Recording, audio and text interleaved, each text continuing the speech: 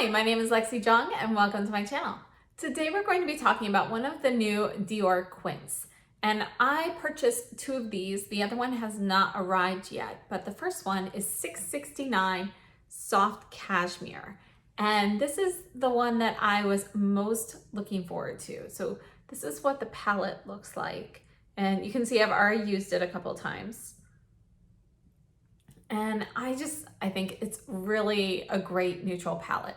So first, let me go ahead and go over the packaging. The palette comes in a traditional blue Dior box, and inside on the upper flap, it does give you some ideas of night and day looks. So it recommends for a soft look using shades 1, 2, and 3 at the top, and using 3, 4, and 5 at the bottom for a more intense look.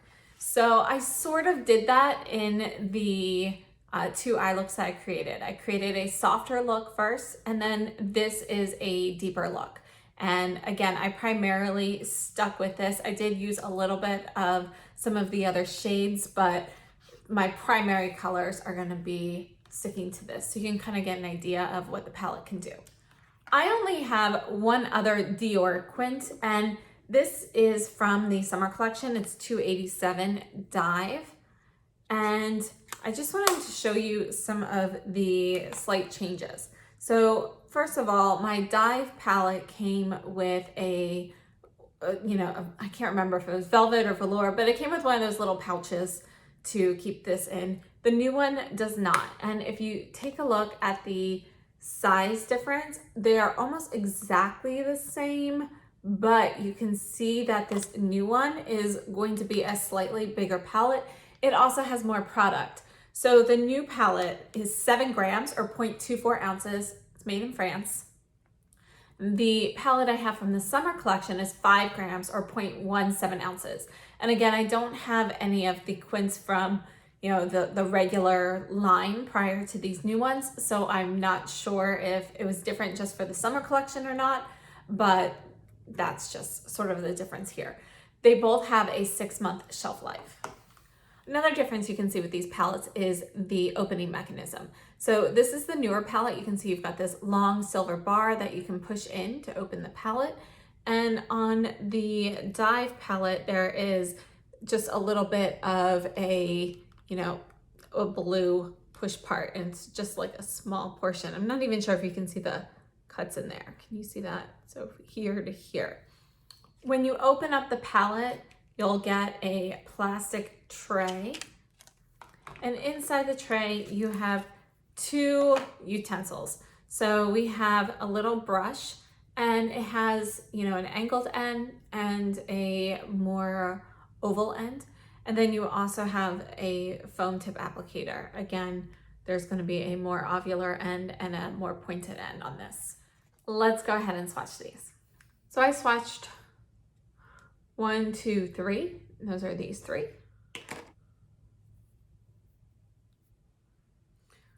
And then these bottom 2 here, number 4 and 5.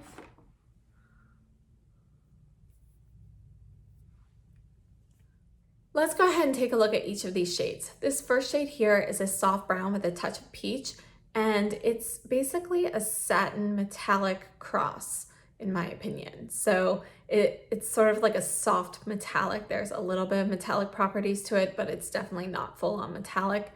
And there's definitely a touch of satin underneath all of that shimmer. This second shade you can barely see. You can see like the little shimmery parts. This can be used as a topper. I've used it kind of mixed in with some of the other shades, kind of dilute them or just add a little sparkle, but it doesn't have a strong base for itself. So it's really more of a topper shade. This third shade, this is the middle shade. This is a satin formula, and it's a warm brown. Then number 4 here, we have a cooler tone brown. This is also going to be a satin shade. And then this last shade is a matte. It's not a flat matte though. There is a little bit of a hint of satin sheen to it, but it's pretty much a matte. And this is going to be a deeper brown, and it's pretty neutral on the spectrum. It's got a little bit of warmth, but it also has some coolness to it. So overall, they kind of negate each other. Looking at these, my 2 favorite shades in this Quint are going to be this first one and this fourth one.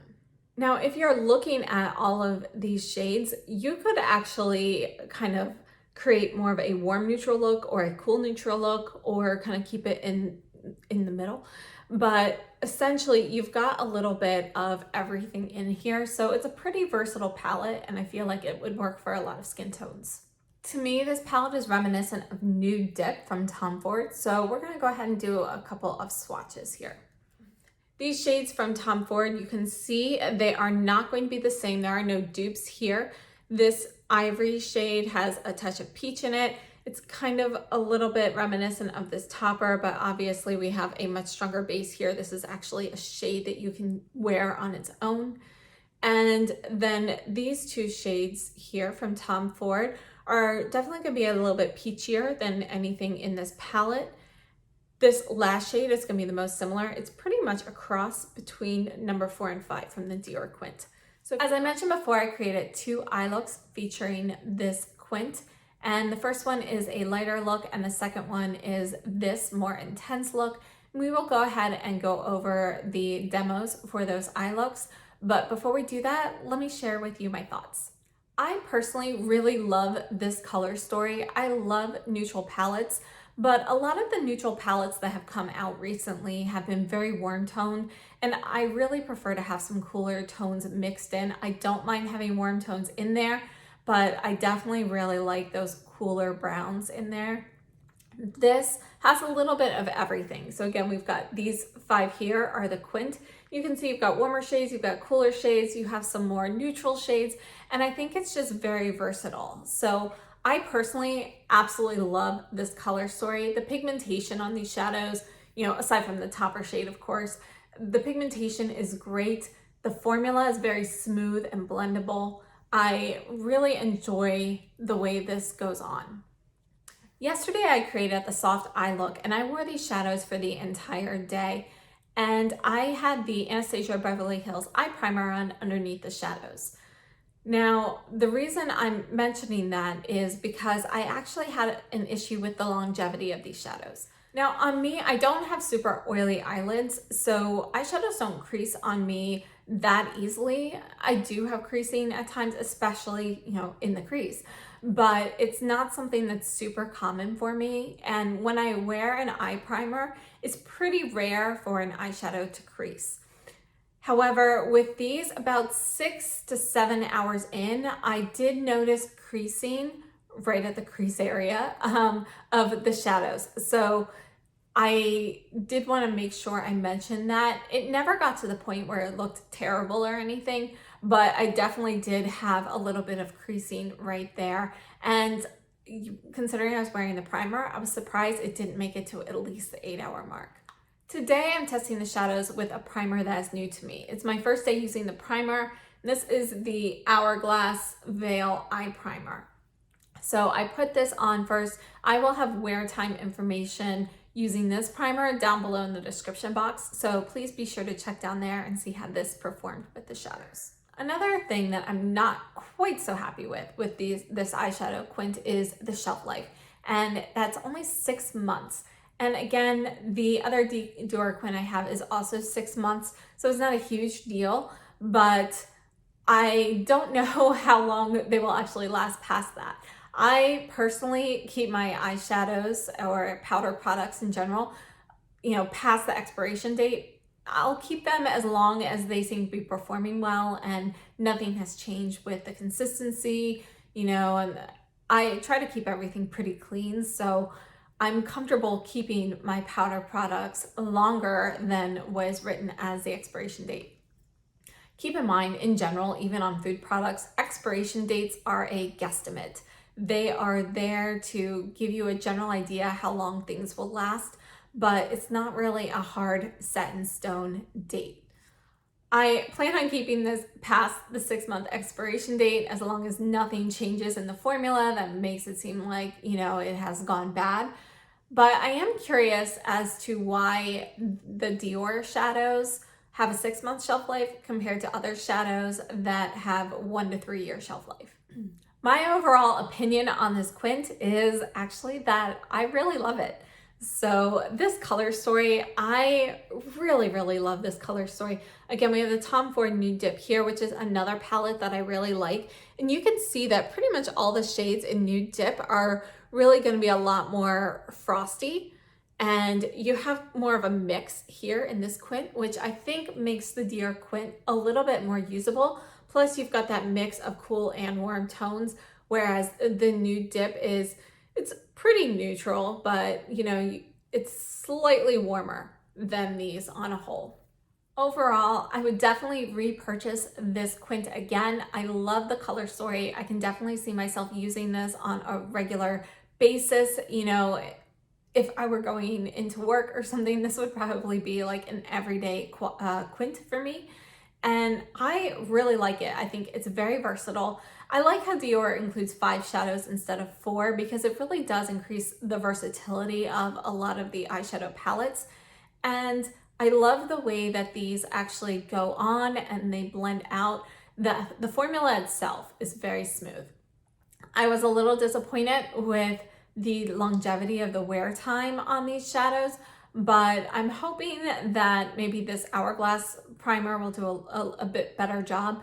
And regardless, it still went, you know, at least 6 hours before any real creasing, and it wasn't major. It didn't look bad. So that's good enough for me. I'm happy with it, and I would definitely purchase more of these. There are so many of these Quints that have such beautiful color stories, but I am a little wary of the 6-month shelf life on these. This Dive palette that I purchased from the summer collection was the first Dior Quint that I purchased in many years. So I'm not really sure how well, you know, these will hold up. So I mentioned before I purchased another one of these, and I think I'll wait on after those two and kind of see how well these things perform over a longer period of time before picking more up. But I think the new Dior Quints that they came out with, the color stories are gorgeous. I'm very happy with these so far. One more thing I wanted to mention about the Summer Dye palette and the new Dior Quint is the formula on the new one is definitely going to be a silkier, more buttery feeling versus the Dive Quint. I really love this Dive Quint.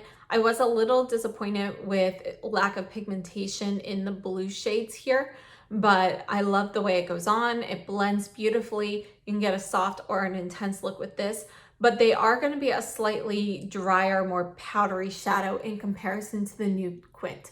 So the new Quint formula, it's so smooth and creamy. I really enjoy it. That sums up my thoughts on this Dior Quint in 669 soft cashmere. And please stay tuned to see the 2 looks that I created with this Quint. Again, we're going to start off with the soft look, and then we'll move on to what I have on now, the more intense look. Thank you so much for joining me, and I'll see you soon. I have the ABH primer on my eyes, starting with Synergy Blender Pro in the middle shade.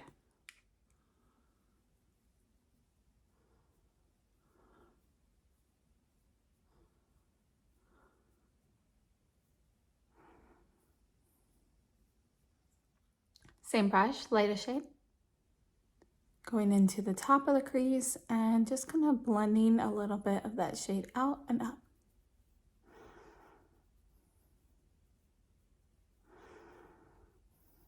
KZ06 from Chikuhodo in this first shade.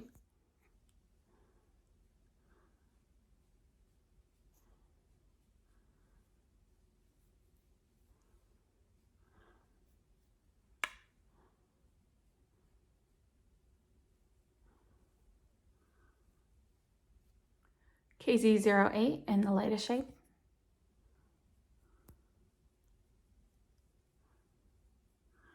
Linda Hallberg 333 in the deepest shade.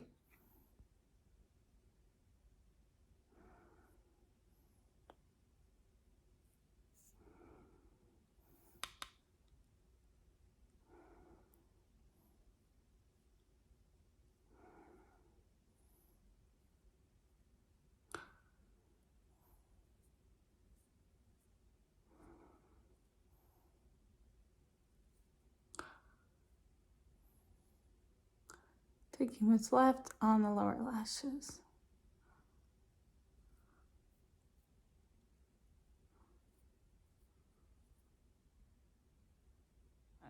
KZ08 in this first shade again. Just smudging a little underneath.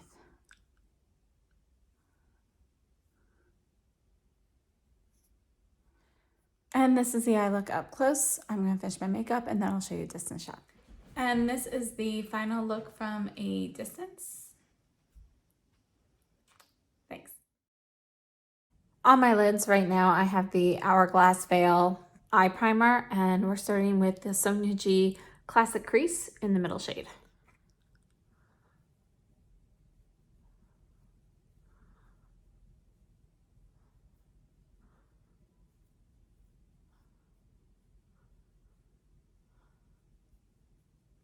Buffing that up under the brow. Same brush, just going into lightest shade. Just gonna blend this on the upper part here. Get a little more shimmer. Chantecaille F05 in this shade at the bottom. Brushing this all over the lid.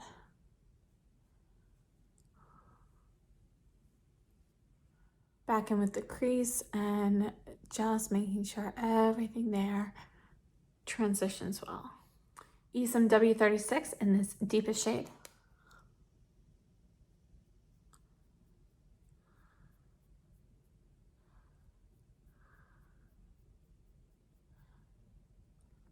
Going back in with the F05, no additional shadow, just kind of blurring the edges.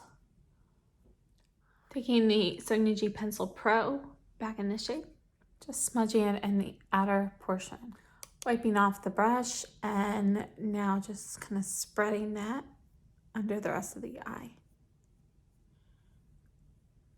After wiping off the pencil brush, going into lightest shade, putting this in the inner corner.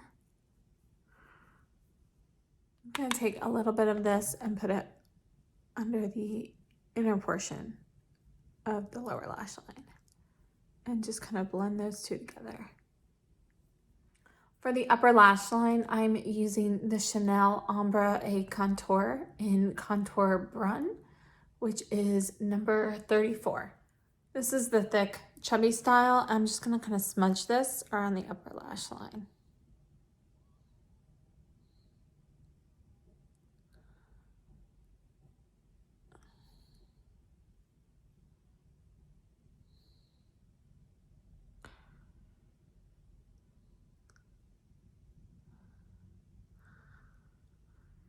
Taking the Pencil Pro and just making sure that's smudged nicely.